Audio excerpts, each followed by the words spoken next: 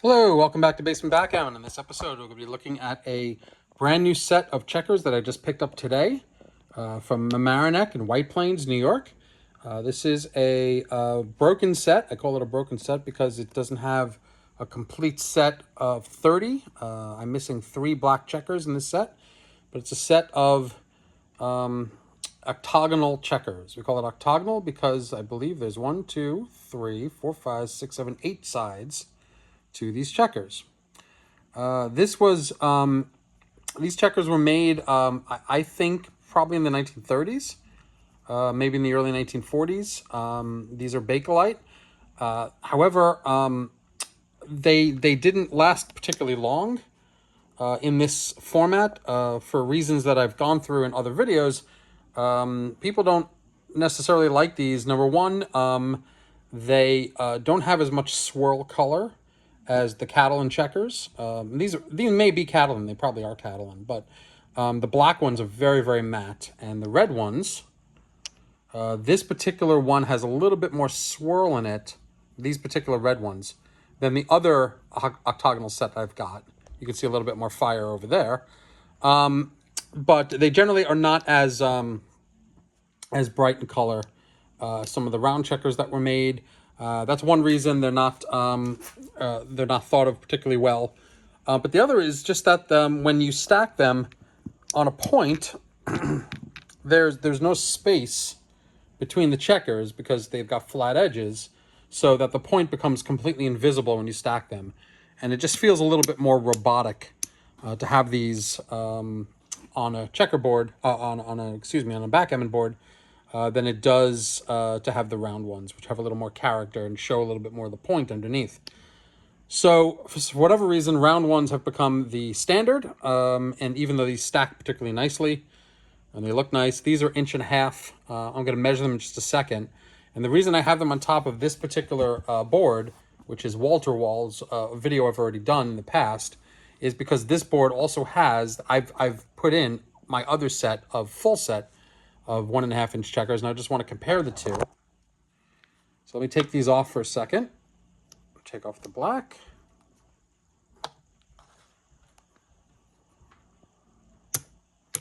Take off the red. Put them off to the side. And you'll see when I open this up, you'll see another set of checkers. These red ones are even more matte than the other ones that I've got here. You can compare. It's hard to compare. Not a ton of light, but these have a little more swirl in them than these do. Just a little bit more. They're also slightly different size, and that gets something else, which is that even though these are basically the same size, 1.5 inch, so here's one from the new set that I just got today, and here's one from the old set that I got. You can see that the old set is just slightly taller, slightly bigger, but big enough to make a slight difference. And what does that mean? What does that mean is even though these were probably manufactured by the same manufacturer, not necessarily, but probably, manufacturing differences do account for changes in the size of checkers within, sometimes within a single set that's sold together, but certainly within sets that are sold opposite each other, meaning that if a set was made on Monday, they might be slightly different size than a set that's made on Tuesday. So it's always best to find a set that is matching, but people do try to mix and match, and when you do mix and match, you get variations in the checkers, variations in the color, variations in the aging and the patina and how it's aged together. Usually sets that are the same age have the same patina because they're stored together and they're aged together in the same environment. So if I try to mix and match these, the color match is actually pretty good, but the size is slightly off. So I've got, in this new one, I've got 15 red and I've got 12 black. So what I'll do with the black, and this is another question, what do you do when you have a broken set? Since I already have a set of these, I probably am not going to try to find 3 more because I don't need 2 sets of these, but what I might do is put these on eBay as replacements. So if anyone has a broken set, they could come and find a replacement for me for an 1.5 inch set, for an octagonal set. These are a bit of a curiosity, but some people like them just to have them in their collection. They do look cool when they're in a checker tray like this. What else did I want to say about that? Let's measure them to see the difference. I've got my micrometer here. Turn that on, and I'll take one of the new ones.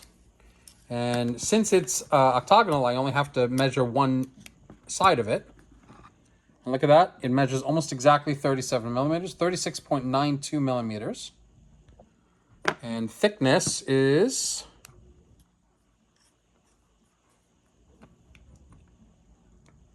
13.05 millimeters. That's the new one. So just a shade under 37 millimeters and 13, just a shade over 13 thickness. Now these new ones, the old ones that I've got, I'm sorry, are 37.81 millimeters, so significant difference. About 0.8 of a millimeter above, bigger than the other ones. But the thickness